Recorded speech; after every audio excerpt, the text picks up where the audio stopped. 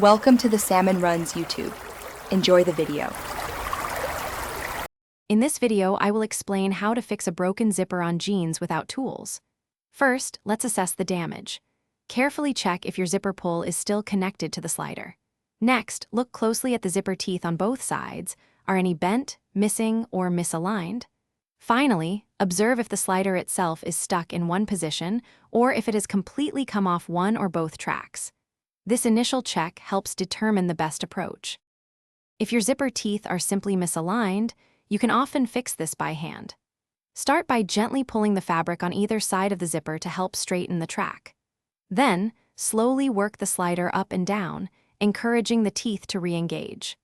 Sometimes, a slight wiggle or a gentle push with your fingers on a stubborn tooth can guide it back into its correct position, allowing the zipper to close smoothly. When the zipper slider has come off one side of the track, it can seem tricky.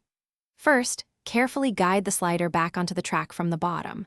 Once it's on both sides, pinch the fabric at the very bottom of the zipper firmly to create some tension. Then, slowly and steadily pull the slider upwards. Ensure both sets of teeth are engaging correctly as the slider moves, closing the zipper completely. Sometimes, a zipper won't stay closed because the slider has become too loose to properly grip the teeth. To fix this without tools, gently squeeze the top and bottom edges of the slider with your thumb and forefinger. Apply just a slight, even pressure. You can also try applying gentle pressure to the sides of the slider.